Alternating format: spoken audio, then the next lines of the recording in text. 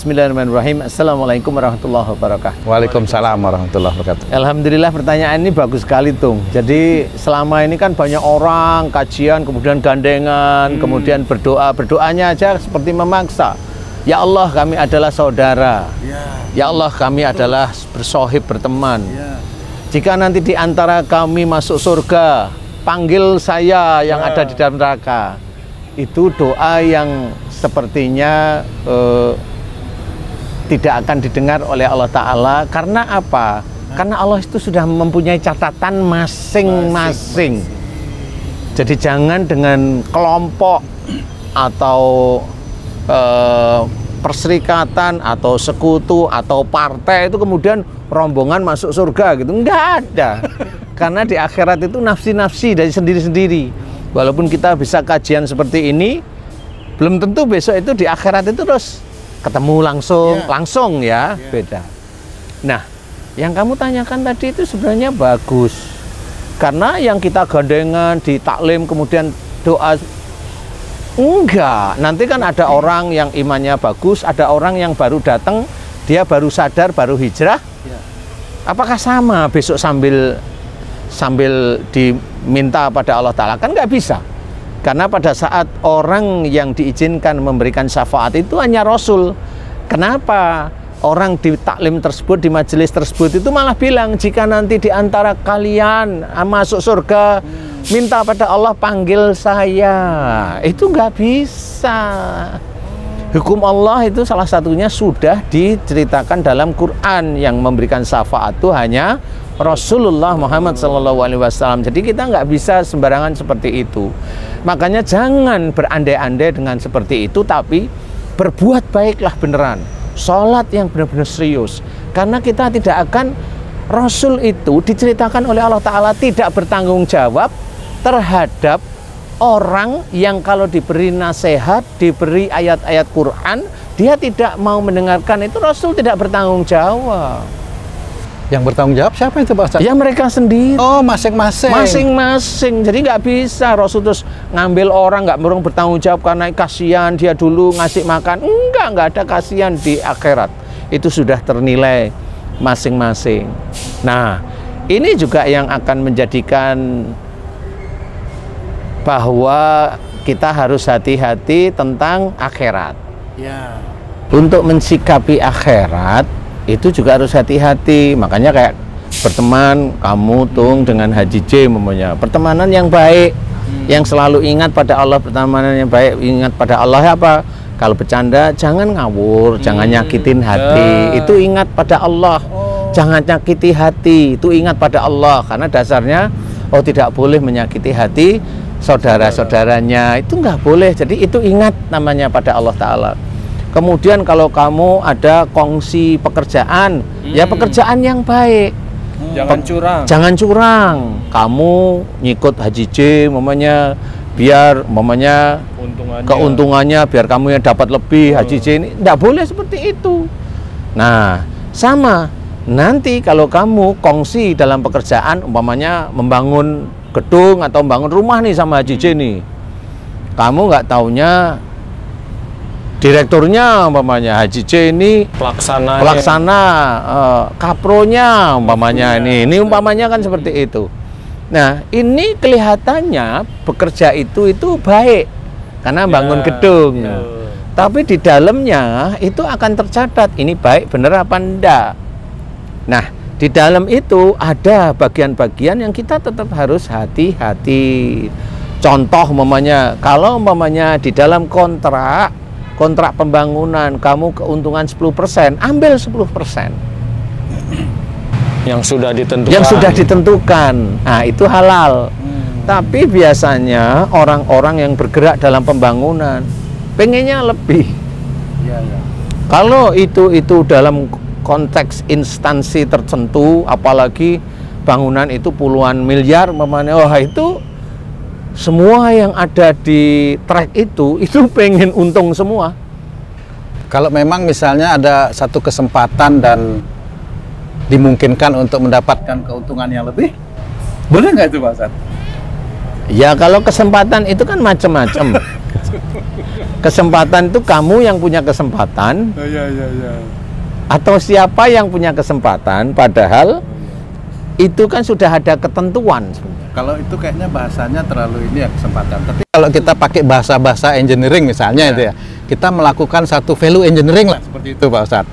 Misalnya nih, misal dalam perencanaan bangunan gitu, kita ketahui bahwa besi itu terlalu berlebih kita pakai, sehingga kan kekuatannya akan melebihi, bisa kita efisiensikan misalnya, kita value engineering.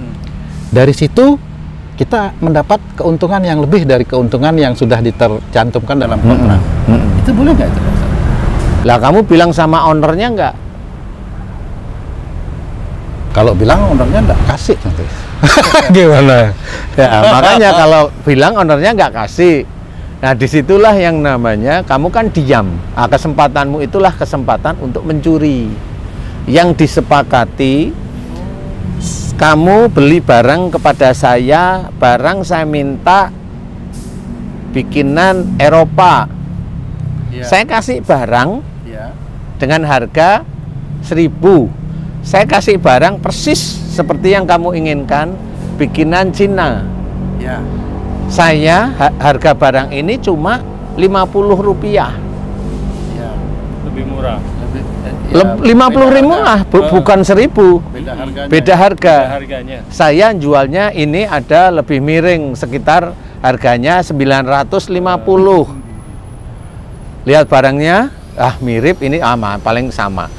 Padahal kamu bilang mintanya kepada saya itu barang Eropa, tetapi itu adanya saya kasihkan barang Cina. Saya dengan kesepakatan harga itu sudah dosa di hadapan Allah Ta'ala. Karena sudah menyalahi kontrak. Iya, kontrak. Pada saat saya itu bicara itu sebenarnya akadnya terjadi. Itu tidak harus dengan tanda tangan, ini tidak perlu, akadnya sudah terjadi, para malaikat mensahkan iya. Nah, di titik itu kalau saya berikan barang harga Cina, saya yang untung, kamu yang buntung. Itu saya tetap dosa di hadapan Allah Ta'ala. Nah, sama enggak seperti itu? Nah, kalau umpamanya kamu beserta Haji J mencoba efisiensi, mencoba value engineering umpamanya ya. Mencoba value engineering itu, di mana kalau itu menguntungkan kamu bekerja sama dengan Haji J untuk kolaborasi dosa. Nah, ini yang tadi diceritakan, yang kamu cerita itu ngomong di neraka sambil salah-salahan. Iya. Seperti itu, sambil salah-salahan. Saling salah menyalahkan. Nah, inilah yang tidak boleh. Padahal di ayat yang lain tolong-menolong di dalam melakukan perbuatan dosa itu tetap dilarang oleh Allah Ta'ala. Tetap itu nanti dilaknat. Nah, akhirnya diteruskanlah di neraka.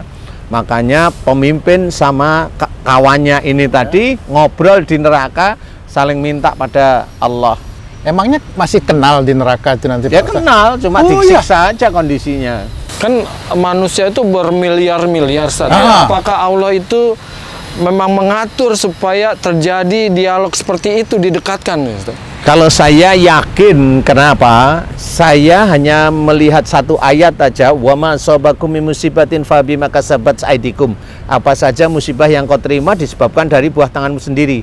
Saya aplikasikan kepada orang banyak, orang yang sakit saya ajak untuk tobat pada Allah Ta'ala, di titik tertentu diberi kesembuhan, dan banyak diberi kesembuhan. Di titik itu saya yakin ayat Allah ini benar, dan semua ayat Allah itu benar. Makanya kalau Allah itu menceritakan di salah satu ayat dalam surat Al-A'raf tadi, yaitu saling hujat, saling meminta kepada Allah itu agar dilebihkan siksanya itu, sebenarnya ya itulah sebenarnya nanti yang terjadi di neraka itu bagi orang-orang yang saling berkongsi seperti itu. Dikumpulkan. Iya, dikumpulkan, dijadiin satu, kemudian saling menyiksa. Itu saling maksudnya. disiksa. Yang satu bilang minta Ya Allah, aku mohon agar mereka siksa lebih pedih karena dia mengajak saya berbuat dolim. Karena dia. Kemudian yang satunya lagi, kamu tidak punya ilmunya, nggak usah seperti itu. Dan aku minta kepadamu ya Allah agar dia siksa yang lebih pedih. Jadi semuanya sebenarnya dua-duanya disiksa.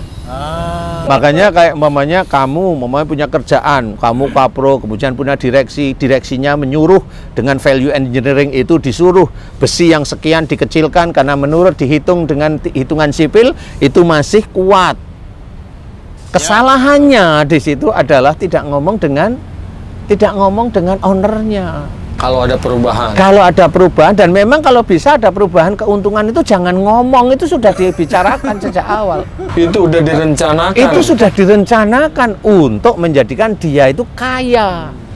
Si direksinya atau kapro atau GM itu kaya semua. Nah ini walaupun dia ngaji setiap minggu atau setiap bulannya gandengan tangan agar nanti kalau ada yang masuk surga minta dipanggil, itu nggak akan digubris sama Allah Ta'ala, karena dia dengan istrinya, dia dan kawan-kawannya makan harta haram. Itu makan harta haram, dan dia itu kerja di titik itu, instansi itu 1 hari 1 bulan atau puluhan tahun. Sampai dia pensiun dia makan harta haram. Gimana dia bisa menjadi masuk surga walaupun umpamanya di pensiun dia itu mulai rajin di masjid, lah hartanya nggak dikeluarkan kan masih haram di dalam tubuhnya. Gimana dia bisa masuk surga walaupun tobat terus-menerus? Tobat yang mana? Tobat agar harta yang haram yang dia ambil itu dihilangkan? Nggak bisa. Harta haram itu harus dikeluarkan, dikembalikan. Real, nyata. Nyata. Itu seperti saya pinjam motornya Haji J, itu saya harus kembalikan. Bukan maafin aku ya Ji, kan bukan begitu. Lah kan Haji tetap mikir, lah motornya mana? Maafin aku ya Ji, masa dijawab dengan gitu? Nah, ini mirip, jangan dibilang terus, lah kan kalau Haji J baik, loh nanti dulu. Itu catatannya itu nggak mau mengembalikan. Itu si imam yang entah itu direksi, entah itu kapro, entah itu GM, dia ngasih makan keluarganya haram, besok keluarganya ikut semua di neraka. Menjadi gerbong daripada lokomotif masing-masing. Jadi kalau ada direktur yang dia itu membawai banyak proyek, lah itu dia bertanggung jawab sama proyek satu.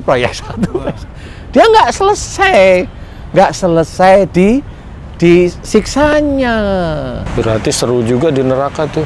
Saling menyalahkan anak, istri, suami, segala macam. Lah iya seperti itu. Nah itu dari sisi harta. Sebenarnya kesempatan tolong-menolong itu hanya ada di dunia ini sebenarnya Pak Ustadz ya? Tolong-menolong dalam itu kebaikan. Di dalam kebaikan itu hanya di dunia. Di akhirat nggak ada tolong-menolong. Nggak bisa. Orang itu hanya minta aja kepada Allah. Ya Tuhan, berikanlah siksa yang keji, pedih pada pimpinan saya, itu hanya di neraka, tapi oleh Allah nggak digubris. Karena di dunia dia juga menikmati hasilnya.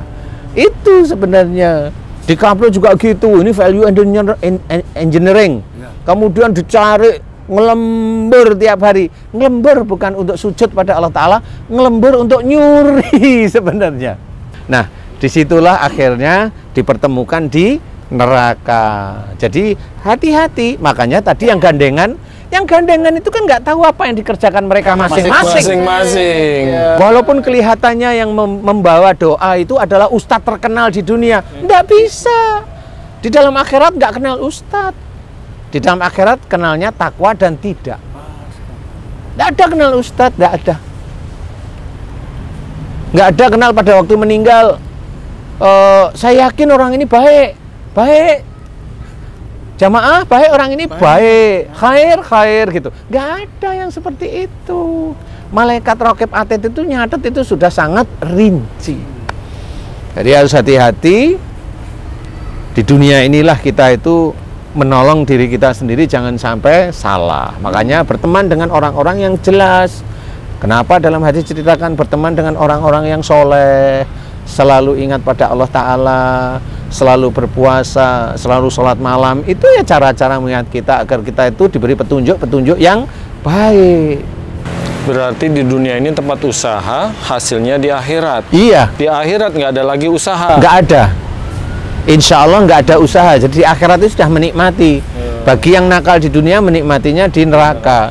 Ya kalau umpamanya Allah mengizinkan syafaat Rasul itu diberikan pada direksimu.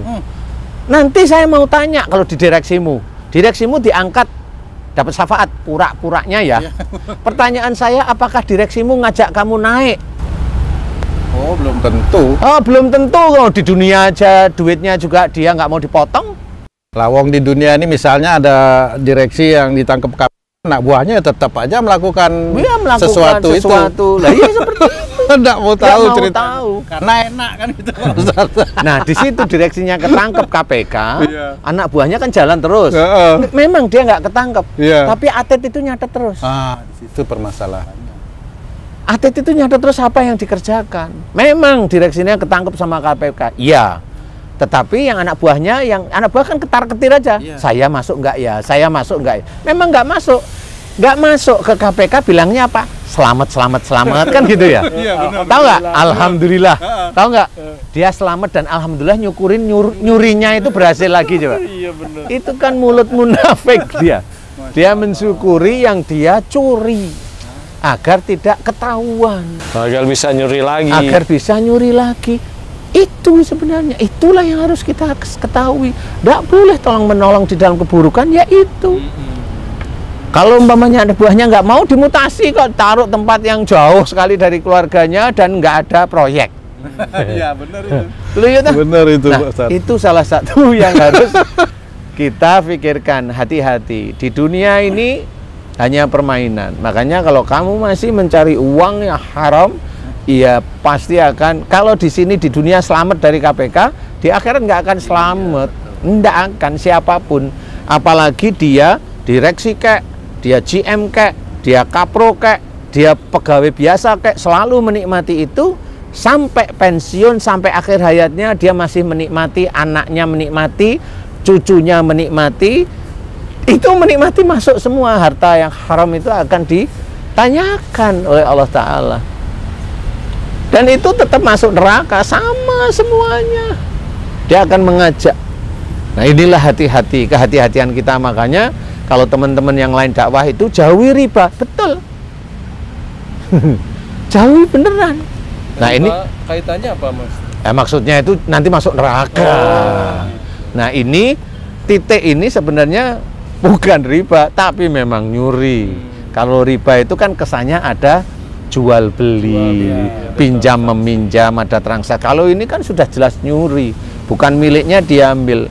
Makanya kalau mamanya tadi yang besi kuat dihitung itu dengan besi yang lebih kecil masih kuat, itu kan nyuri. Kecuali bilang sama owner. Yang bilang sama owner jarang. Adapun bilang nanti ownernya, ya sudahlah nanti bagi-bagi sama. Ya. Malah dimarahi, Ustaz. Kamu dulu awalnya gimana ngitungnya? Enggak. Malah kalau bisa yang memang punya yang pikiran nakal itu malah didiemin. Nanti bisa aja ownernya nanti main dia ke tempat kontraktor, main ke tempat konsultan, Kasak kusuk. Ada yang bisa dicari enggak? Gitu, selesai proyek 1, 2 tahun, 3 tahun memang diem, ngempet, pengen beli rumah, pengen beli mobil, itu kan ngempet, dia nggak tahan. Nah intinya adalah hati-hati. Sanalah seorang manusia itu bisa terjebur. Kelihatannya itu pekerjaan itu halal, tapi sebenarnya belum tentu baik, apalagi berkah.